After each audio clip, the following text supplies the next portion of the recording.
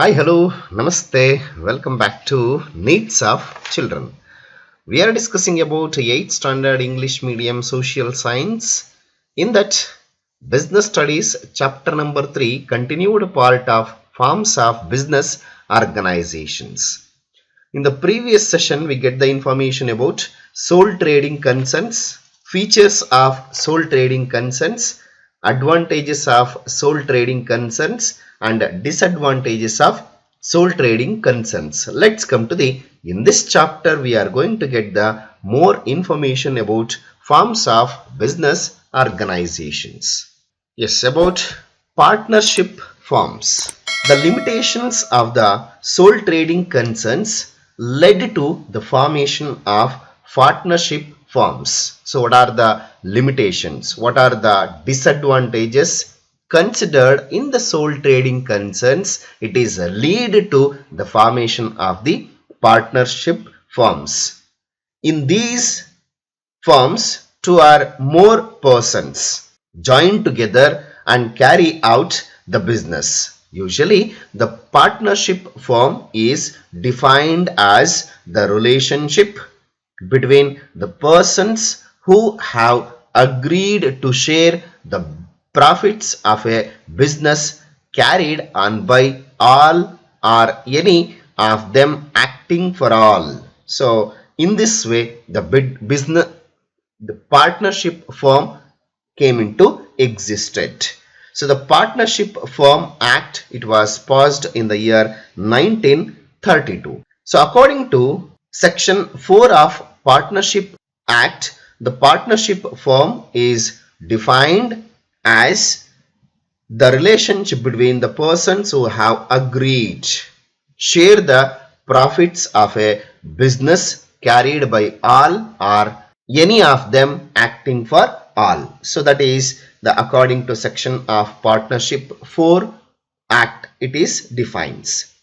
In this partnership firms, the maximum number of partners is fixed to 10 if they are carry out the banking business and 20 in case of carrying out of general business. So partnership in generally if it is carrying 10, in case if it is a general business, it may be 20 members can be start with partnership firms. So let's come to here are some of the types of partners. So there are several types of partners, but generally we find active partners or working partners, sleeping partners, nominal partners, and minor partners. Among that, the first one, active partners.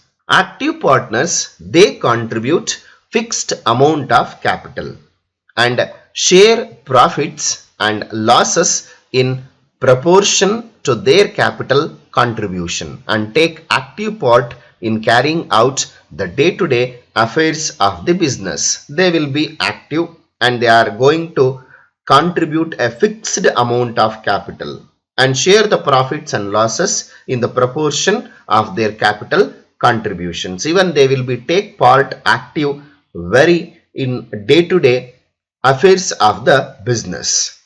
So they are called as active partners. And the second one, sleeping partners. They contribute capital. Sleeping partners, they contribute capital but do not take active part in day-to-day transactions of the firm. They do not involve any day-to-day transactions of the business. The profits and losses are shared in proportion to their capital contributions. Either it is a profit or loss, for both it will be contribute for sleeping partners, but they won't active in the day-to-day business organizations. The third one, nominal partners. They neither contribute capital nor take active participation in day-to-day transactions of the firm. Even they do not invest any money and they do not active participation in the day-to-day transactions of the business firm. They are not entitled for any share in profit, but they are liable for business losses. They do not invest the capital. They do not take active participation in the day-to-day transactions of the firm, and they do not entitled for any share in profit, but they are liable for the business losses. So such kind they are called as the nominal partners. And the next, minor partners. So these partners are those who are not yet attained the age of 18 years. A minor cannot be become as a partner, but mutual agreement of the partners, a minor can be admitted as a partner. The minor partners are eligible for profits but not eligible for defaults or losses. They are eligible to get the profit, not for the loss. When new partnership is started, the minor cannot be admitted. In addition to these types, there are secret partners, limited partners, and partners eligible only for profits. So such kind of other types of partners we are mentioned in the partnership forms. Let's come to the, here is a partnership deed. So partnership benefit. How the partnership deed played a very important role. There shall be a deed partnership. Generally, it is in writing, duly stamped and signed by all the partners. So those who are the members of partner, they will be stamped and signed by all the partners. It is a different firm to firm. So one company to another company, one business to another business, it is different, and it contains all the terms and conditions of the firm. Generally, it contains the name of the firm, name of the business, names and address of partners, the address of the firm or a company, nature of business, address of the branches if any, date of commencement of business, contribution of capital by each partner, the ratio of sharing profits and losses, duties of each partner, division of work by each partner, the conditions to be followed at the time of admission of a new partner, valuation of goodwill at the time of admission of a partner or at the time of closing the business. The procedure to be followed whenever differences arise among the partners. So these are partnership deed. Let's come to the, here are some of the merits of partnership form. So what are the merits of these partnership form? Number one, easy to form. How it is become as a easy to form?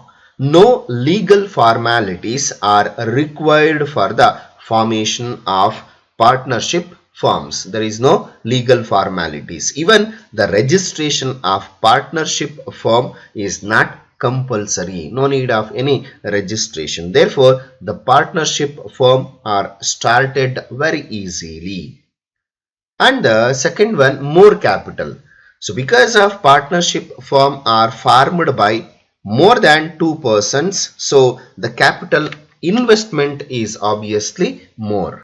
And the better efficiency. There are more than one person as partners. So division of labor can easily be adopted. So there is better managerial ability and it increases. So there is better managerial ability and it increases efficiency. And the next, credit worthiness. The liability of partners is unlimited. So it leads to increase the credit worthiness. That is also one of the merit of partnership firms. And the next, sharing of business loss. All the partners have to share the profits and losses. The loss is not borne by one, but it shared among all the partners. Profit or a loss, it will be shared equally. And the next, secrecy of business. The partnership firms need not publish their accounts. Thus, there is no scope for maintaining secrets of business. The next, simple dissolution.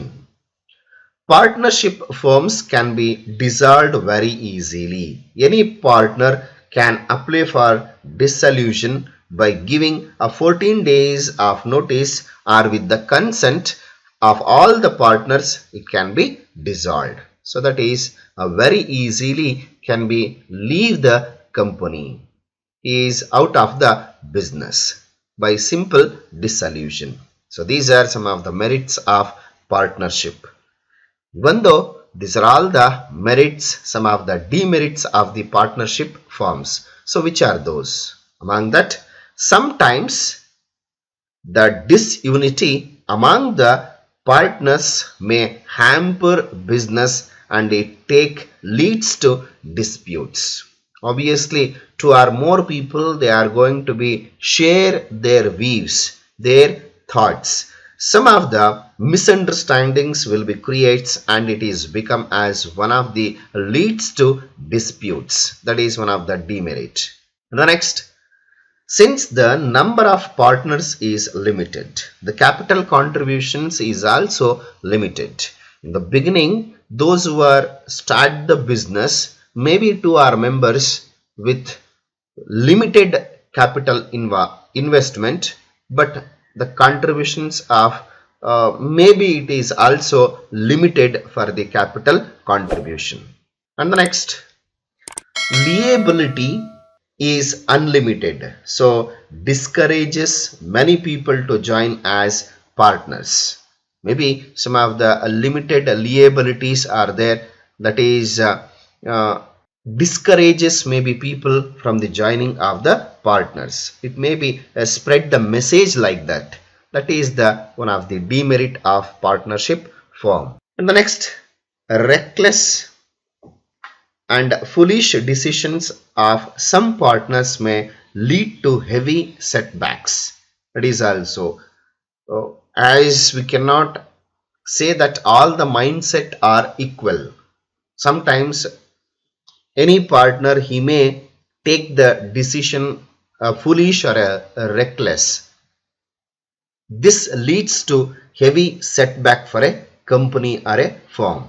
And partnership firms, a lack of continuity, the death or insolvency of a partner may leads to dissolution. Those who are members of the partnership firms, either may be discontinuity or death or insolvency. During the time it is difficult to continue the company. And the next, the secrecy of the business cannot be maintained since there are two or more than partners. Two or more than partners, it is very difficult to maintain the secrecy. And it is difficult to transfer the share of partners to others. Even owning a lack of control by the government and publishing of accounts, partnership firms cannot gain a public support. Even there is no support from the government and moreover from the public. So that is also one of the demerit of the partnership firms. So this is about the concept of partnership firms, merits and demerits. Let's come to the concept of registration of partnership firms. There is no provision for registration of sole trading concerns. For those who are start the single trade concern, for that there is no registration. But according to the Indian Partnership Act of 1932 provide for the registration of partnership firms compulsory. It is registration for the Partnership Act of 1932. It is made partnership firms for the registration, but it is also not compulsory. It is left the discretion of the partners, based on the investors, based on the partners. Registration can be made at any time. For the purpose of registration, a statement in the prescribed form duly filled with correct particulars must be submitted to the registrar of forms appointed by the government along with the prescribed fees. The register, after satisfaction that all the provisions have been compiled with, issues a certificate called as the certificate of registration. He will be issued the certificate of registration by the registrar, will inquire all the particulars what the partnership firm submitted. Based on that, he will rectified, and he will be once verified, then after it is satisfied, he will be issue the certificate of registration. Then what are the advantages of registration? A registered firm can file a suit in court of law against third party, but it is not possible in case of unregistered firm. So in case if it is a registered, it can be sometimes arises any problems, it may be put a case against the third party. If it is not registered, it is not possible to file the case in a court. A registered file can be filed in a case against the other partners against the loans of their own to firm. However, third parties can file case against an unregistered firm for the recovery of the loans if it is unregistered. Any partner can file a case against the firm or other partners for dissolution of the firm or the settlement of the accounts. A registered firm can file a suit in the court of law against the third party. So these are some of the advantages of the registration. Let's come to the next concept, that is called as Hindu undivided family forms. They are found only in India. The Hindu undivided family forms, they are found only in India. They are formed, owned and managed by joint Hindu families accordance with Hindu law. They are forms which consists of all the male members of Hindu family, descendants from a common male ancestor. Only the three successive generations of male members, namely sons, grandsons and great-grandsons, acquire the birth right or interest in the ancestral property. The eldest or senior most member of the family manages the business, and he is called as the Karta, and he is the head of the family. The liability of Karta is unlimited, but the liability of other members is limited to the extent of their share in the business. So that is the concept about the Hindu undivided family forms. So that's it about today's session. I hope you have understood till now what we are discussed. In case if you having any doubts related to the entire lesson, you can comment in the comment box. I will solve your lesson and I will come back with the next video. Until, keep watching my channel. So thank you. Have a nice day. See you in the next session. Bye bye.